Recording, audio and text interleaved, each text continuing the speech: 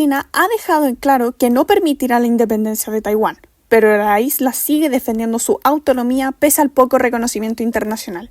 Pese a esto, la lucha por esta causa sigue por parte de los habitantes de la pequeña isla frente a su colonizador. Taiwán entre el dragón y el tigre. El podcast que explica el conflicto entre China y Taiwán. Bienvenidos de nuevo a nuestro podcast. En el episodio anterior explicamos la importancia de Taiwán para China y por qué anhelan la reunificación. Ahora veremos el otro lado de la moneda. ¿Por qué los taiwaneses luchan por la independencia? Taiwán, también conocida como la República China o Isla de Formosa, es una pequeña isla de 36.000 kilómetros cuadrados con una población estimada de 23 millones de personas. Actualmente, su estatus político es complejo, pues busca ser reconocido como un estado soberano, mientras las amenazas de China hacen esto parecer una posibilidad muy distante. Estas tensiones han crecido a lo largo de los años, y hoy se ve en el horizonte un potencial conflicto bélico por el dominio de su territorio. Para entender el conflicto entre estas naciones y el por qué Taiwán defiende su independencia, recordemos su historia política. La isla de Taiwán fue reconocida por primera vez como provincia china en 1883, bajo el gobierno de la dinastía Qing. Anteriormente había sido habitada por aborígenes de la isla y en el siglo XVII pasó casi 20 años como una colonia holandesa. En 1895, China debió otorgar su control a Japón tras la guerra sino-japonesa, recuperándolo en 1945 tras la Segunda Guerra Mundial.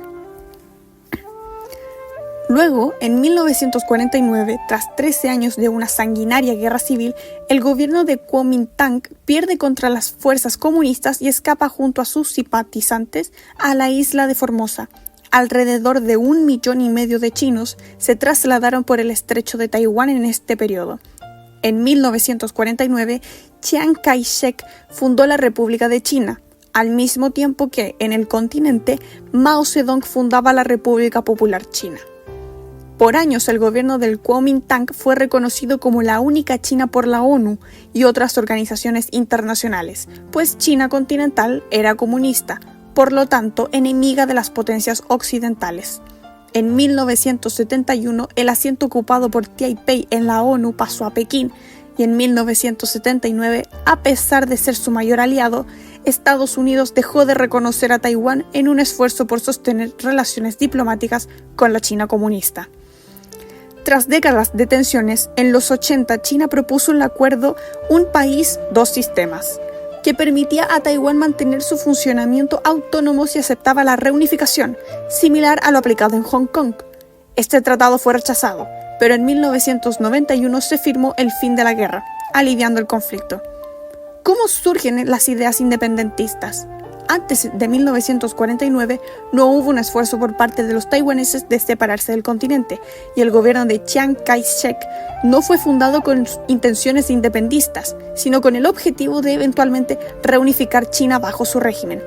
Durante el siglo XX se empieza a formar una identidad nacional y cultural taiwanesa muy fuerte, que no se identifica de manera cercana con la China por los años de desconexión con el continente. Actualmente, un 80% de su población desea independizarse, pero las consecuencias que tendría un movimiento real por la separación serían graves y podrían incluso culminar en una invasión o guerra. Cuando en el 2000 asume Chen Shui-bian, un presidente que aboga por separarse de China, Pekín se sintió amenazado, creando así en 2005 la ley antisecesión, planteando que, ante un intento de independencia de Taiwán, tendrían el derecho de atacar con el uso de fuerza militar. Los ciudadanos de Taiwán protestan por ser reconocidos como una nación soberana, pero no han sido escuchados internacionalmente. ¿Qué es lo que depara? Gracias por escucharnos. En el próximo capítulo explicaremos las implicaciones de este conflicto para el resto del mundo y la visión de las relaciones internacionales.